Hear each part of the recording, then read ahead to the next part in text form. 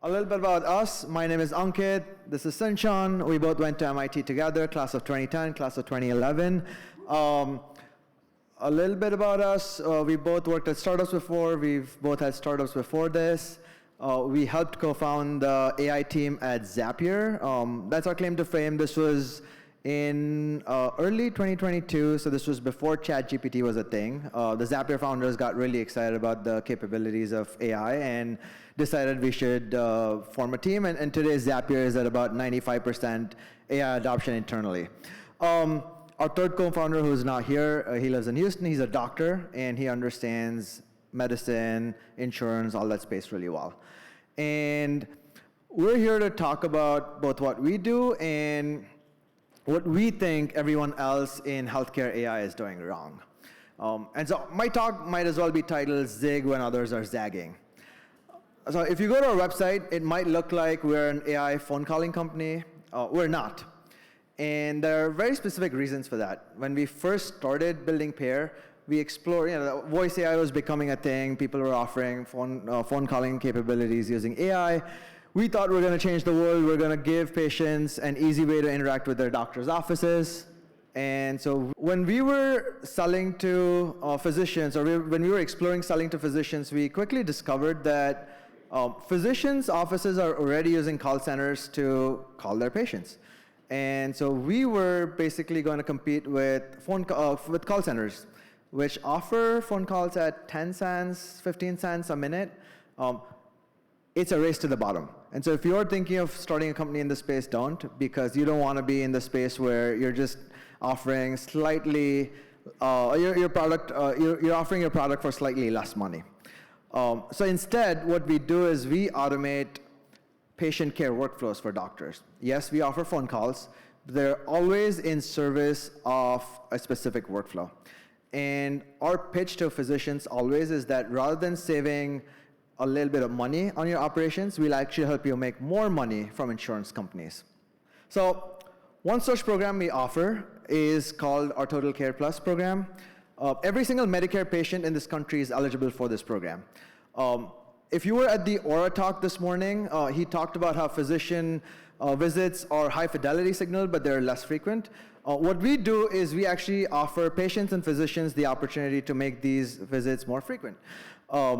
So our AI agent, once every month, will do a chart review for each patient. It'll review the list of medications. It'll call the patients automatically every month and recall them, keep calling them until they actually answer. And it'll check in on their symptoms. It'll make sure they have all the medications they need. It'll make sure that, if they're hypertensive, for example, we're recording their blood pressure. If they're diabetic, we're recording their home glucose monitoring and putting it back in the patient chart so the physician can review it. It's great for physicians because Medicare loves when physicians do this. In fact, when physicians do this, Medicare will pay anything from $20 per month to $110 per month extra per patient. Patients are happy because even if they have small symptoms that they were meaning to ignore, they're caught early and they get fixed. Hospitals love it because patients don't end up in the ER because their symptoms are caught early. And like I said, phone calls are a tool in our arsenal, but they're just a tool. And these are just some of the phone calls we offer. So our phone calls traditionally are not phone calls where we help patients make appointments or help confirm appointments or offer them lab results. They're more in-depth. They're check-in calls. They're calls to make sure that they're taking their medication. The calls to make sure that they're reporting their blood pressure, et cetera.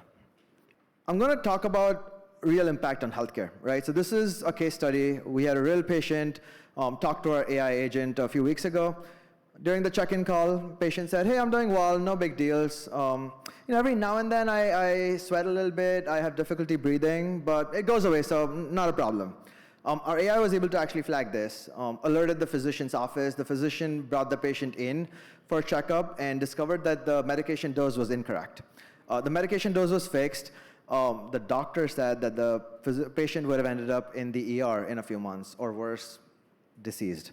And so this feels good, right? AI is now actually being used not for delivering lab results or not for reminding patients about their appointments, which is important, but rather to make sure patients are actually doing better. We're doing things differently. While all other AI companies or AI companies in healthcare are trying to compete with call centers, we're actually trying to impact health. While other companies are trying to save patients or physicians money, we're actually trying to help physicians make money and help patients feel better. So yeah, that's our founding story. And now Sinchan will talk a little bit about how we actually do this. So yeah, I'll talk about kind of the human side of it. Our fellow speakers talked about kind of creativity and how do you bring these experiences to life.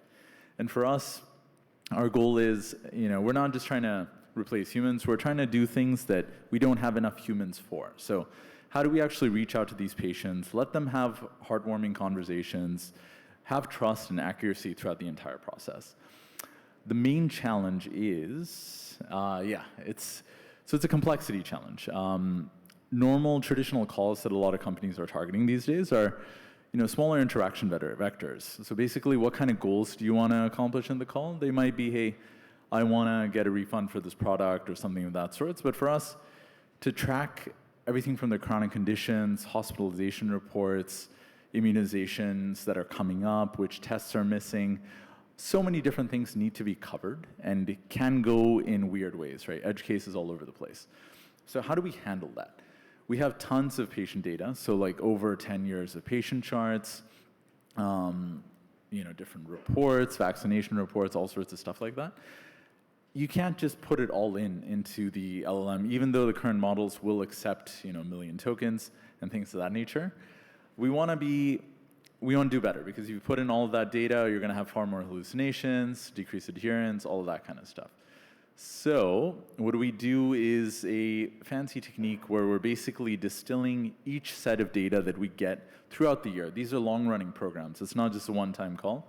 We're doing it across the year, and so we're trying to create a very succinct understanding of who the patient is, where they're at, and continue to update that in a very succinct way. The shape of the circle, the size of the circle never grows. We're trying to keep it kind of constrained at all times.